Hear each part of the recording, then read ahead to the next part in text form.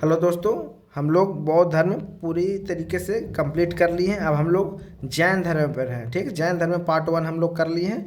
अब पार्ट 2 हम लोग जैन धर्म में कर रहे हैं। महावीर स्वामी का जीवन परिचय देखेंगे। ठीक, आज हम लोग महावीर स्वामी का जीवन परिचय देखेंगे और उसके आगे जो भी है हम लोग कंप्लीट करेंगे आज जैन धर्म। और फिर कल एक और पार्ट आएगा, उसमें फिर जैन धर्म खत्म हो जाएगा। फिर प्रीवियस ईयर क्वेश्चन देख लेंगे, उसके बाद जैन धर्म पूरी तरीके से कंप्लीट हो जाएगा, बौद्ध धर्म कंप्लीट हो जाएगा। अगर आप इस चैनल पर नए हैं तो वीडियो को लाइक कर दीजिए और चैनल को सब्सक्राइब कर दीजिए। चलिए आगे हम लोग देखते हैं। महावीर स्वामी जी का जन्म कब हुआ था? तो 540 ईसा पूर्व में हुआ था। महावीर स्वामी जी का जन्म 540 ईसा पूर्व में हुआ था। बचपन का नाम क्या था? महावीर स्वामी जी का बचपन का नाम वर्धमान था। वर्धमान था। और स्थान, जन्म स्थान कहाँ है इनका? महावीर स्वामी जी का जन्म स्थान, तो जन्म स्थान है कुंडग्राम, वैशाली में पड़ता है। ठीक, वैशाली में पड़ता है कुंडग्राम, वहीं इनका जन्म स्थान है। क्वेश्चन ये सब रिपीट होता है एग्जाम में, तो हम लोग इसीलिए हम लोग इस सब टॉपिक को कंप्लीट कर रहे हैं। पिता का नाम क्या था? सिद्धार्थ था, जो बज्जी संघ के ज्ञात्रिक कुल के प्रधान थे, मतलब कह सकते हैं मुखिया थे।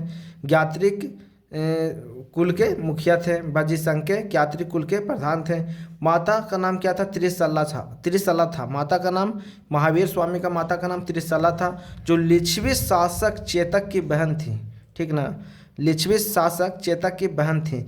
पत्नी का नाम क्या था? महावीर स्वामी जी का पत्नी का नाम क्या था? यशोदा था, कुंडिन्य गोत्र की कन्या थी। पुत्री का नाम क्या था? महावीर स्वामी जी का पुत्री का नाम था प्रियदर्शनी, या बोल सकते हैं अनुज्ञा। दामाद का नाम क्या था? महावीर स्वामी जी का दामाद का नाम था जमाली। ये सब क्वेश्चन बहुत आता है एग्जाम में, इसीलिए हम लोग कर रहे हैं। शॉर्ट नोट्स बना के हम लोग पूरी तरीके से हर टॉपिक को कंप्लीट कर रहे हैं। बौद्ध धर्म एकदम पूरा तरीके से कंप्लीट कर लिए। जैन धर्म भी कल समाप्त हो जाएगा, और कल नहीं समाप्त होगा तो परसों तो समाप्त होगा ही होगा। काहे कि जैन धर्म से जितना प्रीवियस ईयर क्वेश्चन है सबको हम एक जगह संग्रह करके उसको भी हम लोग करेंगे। ठीक ना, तो दामाद का नाम क्या था? महावीर स्वामी जी का दामाद का नाम था जमाली। और गृह त्याग कब किए थे महावीर स्वामी जी? 30 वर्ष की आयु में बड़े भाई नंदीवर्धन, आता है एग्जाम में, किसके कहने पर किए थे गृह त्याग? किसके आज्ञा से किए थे गृह त्याग? तो 30 वर्ष की आयु में बड़े भाई नंदीवर्धन के कहने पर, ज्ञान की प्राप्ति कहने पर किए थे गृह त्याग। 30 वर्ष की आयु में बड़े भाई नंदीवर्धन के आज्ञा से या कहने पर किए थे गृह त्याग। ज्ञान की प्राप्ति को महावीर जैन धर्म में क्या कहते हैं? कैवल्य कहते हैं। ठीक ना, कैवल्य एग्जाम में आता है कि ज्ञान प्राप्ति को जैन धर्म में क्या कहा जाता है? तो कैवल्य कहा जाता है। तो 12 वर्ष के तपस्या के पश्चात 42 वर्ष की आयु में ज्रीभिक ग्राम का नाम याद रखिएगा, ज्रीभिक ग्राम में ऋजुपालिका नदी के तट पर साल वृक्ष के नीचे इनका ज्ञान की प्राप्ति हुई थी। ठीक ना, एकदम याद रखना है। ज्ञान प्राप्ति को जैन धर्म में कैवल्य कहते हैं। 12 वर्ष के तपस्या के बाद 42 वर्ष की आयु में ज्रीभिक ग्राम में ऋजुपालिका नदी के तट पर साल वृक्ष के नीचे ज्ञान की प्राप्ति हुई थी। ठीक ना, बौद्ध धर्म भी हम लोग इसी तरीके से कंप्लीट किए हैं। अब जैन धर्म भी कंप्लीट कर लेंगे। मृत्यु को जैन धर्म में निर्वाण कहते हैं। जैन धर्म में मृत्यु को निर्वाण कहते हैं। ठीक ना, इनका 468 ईसा पूर्व में बिहार की पावापुरी में इनका मृत्यु हो गई थी। ठीक, पावापुरी में इनका मृत्यु हो गई थी। ठीक, महावीर स्वामी ने जैन संघ की स्थापना कहाँ की थी? महावीर स्वामी ने जैन संघ की स्थापना कहाँ की थी? तो पावापुरी में की थी। ठीक, हम लोग ये वाला क्वेश्चन नहीं देखें। महावीर स्वामी के शिष्य कौन थे? एक प्रमुख शिष्य थे, उनका नाम क्या था? मखलीपुत्र गोसाल। ठीक ना, महावीर स्वामी के एक प्रमुख शिष्य थे, उनका नाम क्या था? मखलीपुत्र गोसाल, जो आजीवक संप्रदाय के संस्थापक थे। एग्जाम्स में आता है, बहुत इंपॉर्टेंट क्वेश्चन है। महावीर स्वामी के जैन संघ की स्थापना कहाँ हुई थी? तो पावापुरी में हुई थी। महावीर स्वामी के 11 शिष्य थे, जिन्हें गंधर कहा जाता था। महावीर स्वामी के 11 शिष्य थे। हालांकि महावीर स्वामी के जीवन काल में ही 10 शिष्यों का निर्वाण हो गया था, बोल सकते हैं मृत्यु हो गया था। एक शिष्य था तो उनके जीवन काल से आगे तक जीवित रहे थे। ठीक ना, तो महावीर स्वामी के 11 शिष्य थे, जिन्हें गंधर कहा जाता है। गंधर का मतलब होता है मुख्य शिष्य, प्रमुख, एकदम सब बहुत ही मुख्य शिष्य बोल सकते हैं गंधर का मतलब। तो 11 शिष्य थे महावीर स्वामी के।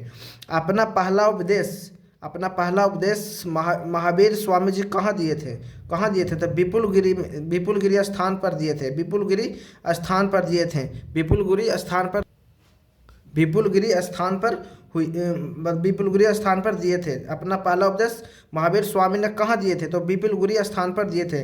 जैन धर्म पूर्ण जन्म एवं कर्मवाद में विश्वास करता है। जैन धर्म है जो पूर्ण जन्म एवं कर्मवाद में विश्वास करता है। हम लोग इसी तरह से बौद्ध धर्म में देखे थे, वो भी पूर्ण जन्म विश्वास करते थे या नहीं करते थे बौद्ध धर्म में, वो आप कमेंट में करके बताइए, आप लोग को याद है कि नहीं। ठीक, अब जैन धर्म के 5 महाव्रत देखेंगे। जैन धर्म के 5 महाव्रत देखें। महाव्रत का मतलब समझिए, महाव्रत का मतलब होता है कि 5 कठोर नैतिक प्रतिज्ञा। 5 जैन धर्म के 5 महाव्रत का मतलब होता है 5 कठोर नैतिक प्रतिज्ञा को महाव्रत कह सकते हैं। ठीक, तो अहिंसा, सत्य, अपरिग्रह, अस्तेय, ब्रह्मचर्य, कितने हैं? 5 है। अहिंसा, सत्य, अपरिग्रह, असत्य, ब्रह्मचर्य।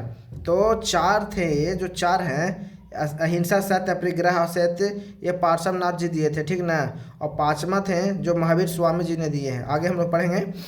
अहिंसा का मतलब जीव की हत्या, हिंसा नहीं करना। ठीक, सत्य का मतलब होता है सदा सत्य बोलना, हमेशा सत्य बोलना।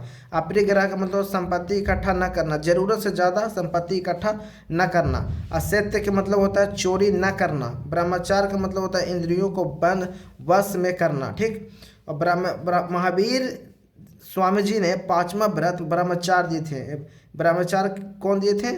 महावीर स्वामी जी, जो 24वां तीर्थंकर थे। ठीक ना, याद रखना है कि कितवां तीर्थंकर हैं, सब हम कल के सेशन में हम लोग देख चुके हैं। तो 5वां व्रत ब्रह्मचार्य किसने दिए थे? महावीर स्वामी जी ने दिए थे। और 4 व्रत पार्श्वनाथ द्वारा प्रतिपादित थे। ठीक ना, जैन धर्म के 19वें तीर्थंकर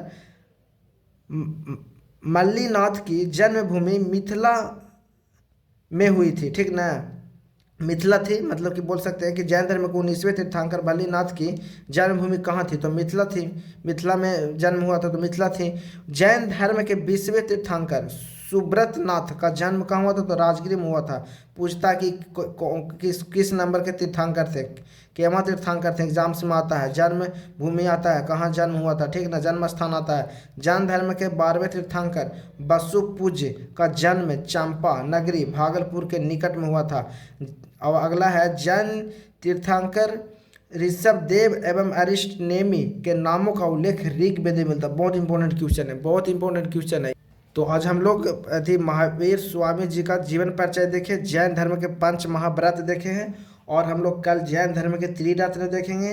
प्रमुख जैन ग्रंथ है जो बहुत ही इंपॉर्टेंट है, उन सब चीज़ों को देखेंगे।